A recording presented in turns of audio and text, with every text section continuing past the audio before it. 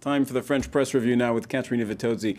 You've been reading the papers this morning, and of course, they're all about the tax fraud scandal that is a developing story here in France and that is threatening to engulf the French socialists. We just saw very low approval ratings for François Hollande. What is the left-leaning daily Libération saying? Well, it's not mincing its words, that's for sure. A striking picture of the French President François Hollande taking the front page of Libération today. A president under siege, they say.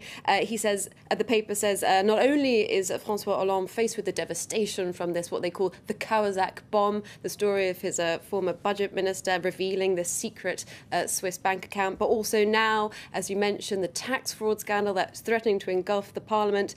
The paper, however, they levelled sort of the biggest criticism at the French president in their editorial inside the paper as being his sort of slow reaction time. You know, the Kawasaki inquiry has really been around for about 3 months. And they say he should have done more, as should have the French Prime Minister have done more and sooner and quicker to sort of limit the political fallout of this. They say it's very admirable that he was standing by his minister saying, you know, he's innocent until proven guilty, but he should have done more to clamp down on this quicker. And that sort of sense of... But of course, for a long time, I mean, until only a few days ago, he had... it was possible for him to say that he believed his minister and that the minister wasn't lying about the bank account. He had the full backing, but they say, you know, that this as a politician in the modern age, you have to be savvy, and you can see how quickly the media can turn on its head on articles like this. So they say he should have been quicker to act, perhaps sort of been a bit more wise in that regard. Le Figaro, the right-leaning daily, they similar front page. Dead end, they say, for the French president. Interestingly, in their editorial, they say that, as you can imagine, a right-leaning daily might, that it seems out that the French Socialist Party is a bit of a sort of a broken record. It's sort of scandals after intrigues. They say there's no suggestion that the French president would step down over this. However, they say it's impossible at the moment to gauge how this is going to affect the rest of his term. He's got about 4 years left now.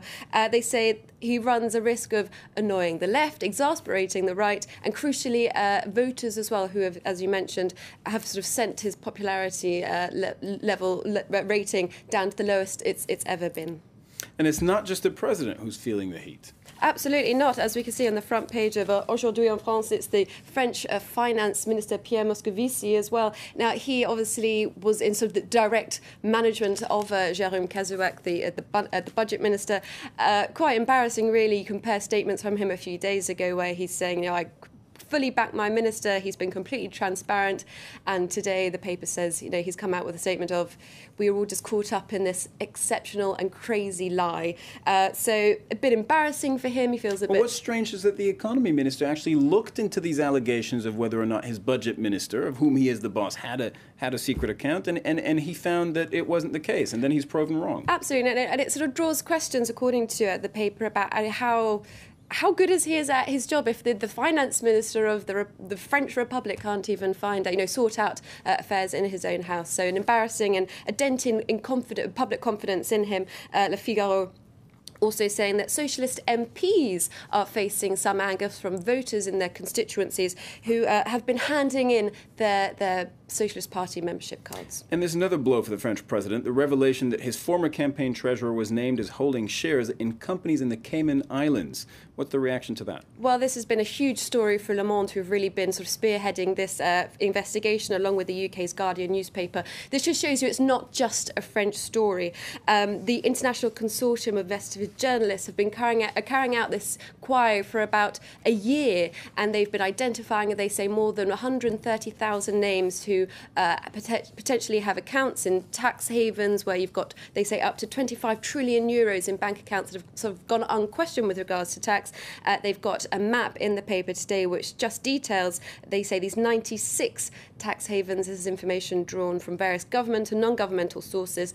So the closest to us is Monaco and Switzerland is key in this, obviously, because of the implications we've seen with Jérôme Cahuzac. All right, thank you very much, Katerina VITTOZZI with the French Press Review. Thank you.